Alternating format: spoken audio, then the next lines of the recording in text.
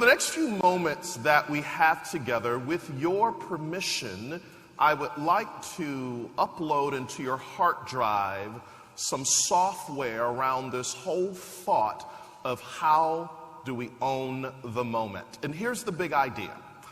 The future is for sale. And I encourage each and every one of you to buy the future. How do I buy the future?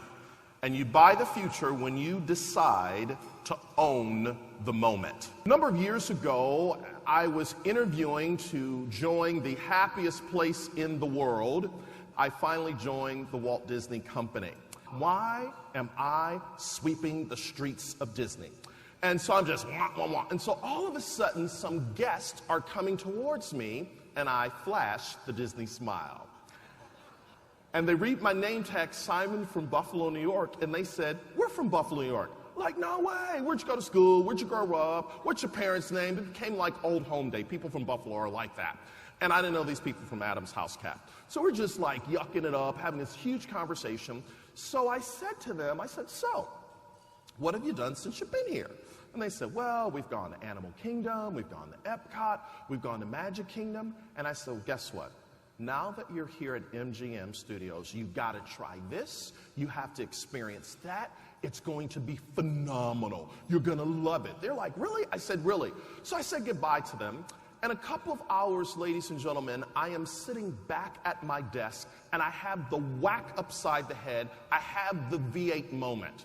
All of a sudden, I had this moment, and I said, Disney is not in the theme park business. They're in the business of creating a magical moment. And when I understood that, I said, they haven't hired me to work a job. They have invested in me to create a moment, to create an experience. And when I understood that, all of a sudden, I got it. Why do I share that with you? Because, ladies and gentlemen, no matter where you are right now, no matter what your agency, your business might be experiencing, you are absolutely, positively brilliant. And when you choose to own the moment, everyone knows it. From today forward, you are a brand. You are a brand. The question is, what's a brand? A brand is not the product or service you sell. A brand is not the job you have. A brand is a connection, it is a memory, it is an emotion.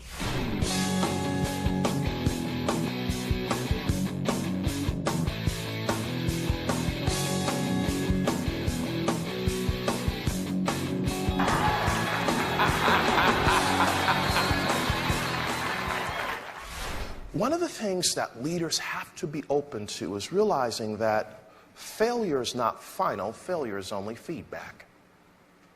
And feedback invites us to grow. The reason many leaders that I have worked with, have studied, don't release their brilliance is because they won't give up being right. And they don't want to fail. But I've discovered when we understand how to fail forward, within that failure is a story that all of us can learn from. And it's that story that resonates. Everything speaks. Everything.